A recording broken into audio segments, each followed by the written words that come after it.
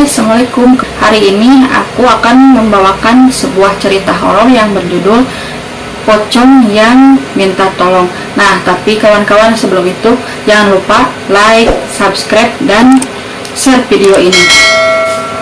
Yuk kita lanjut aja ke ceritanya. Cerita ini berawal dari seorang tetangga yang keluar rumah pada jam 9 malam. Namun saat itu tidak terlalu malam. Tapi di saat itu suasana malam itu ada yang berbeda, di mana tidak ada seorang satupun berada di luar rumah dan tidak ada satu pemuda pun yang berada di pos ronda. Dan yang lebih mengejutkannya lagi, dia itu melihat satu sosok berwarna putih yang menyeramkan, mirip bantal guling yang berada di dekat pos ronda itu.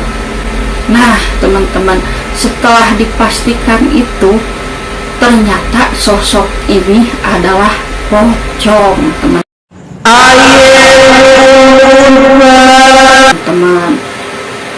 Selain itu juga, dia mendengar bahwa si pocong ini meminta tolong, dan mungkin si sosok ini adalah seorang perempuan karena mendengar dari suaranya adalah suara dari perempuan. Dan situasi itu sangat menyeramkan. Kemudian dia lari ke rumahnya dan buru-buru masuk ke rumahnya.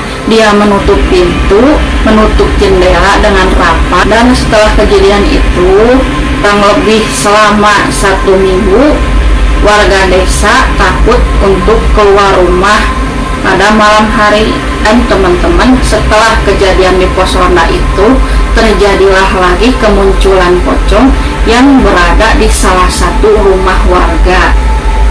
Nah, teman-teman, yang lebih menakutkannya lagi, itu si pocong itu mengetuk pintu dan juga meminta tolong seperti yang dialami oleh pemuda yang berada di pos ronda waktu itu.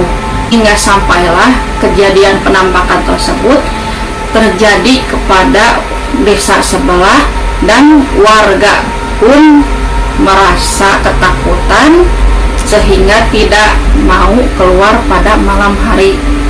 Dan menurut cerita yang beredar, konon katanya si pocong ini adalah anak perempuan yang dulunya ian sholat dan tidak sengaja memakai mukena ibunya.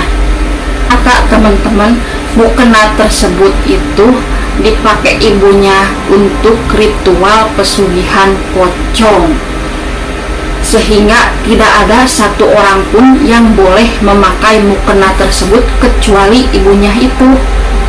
Nah, teman-teman, inilah akhir dari ceritanya, dan marilah kita ambil pelajaran dari cerita tersebut. Dan teman-teman, dari itu janganlah sesekali kita menyimpang dari ajaran agama kita, karena dapat merugikan kita dan juga dapat berdampak pada orang sekitar kita, apalagi orang yang kita sayangi. Dan sekian cerita saya kali ini, semoga menghibur dan bermanfaat bagi kalian semua. Sampai jumpa lagi. Assalamualaikum.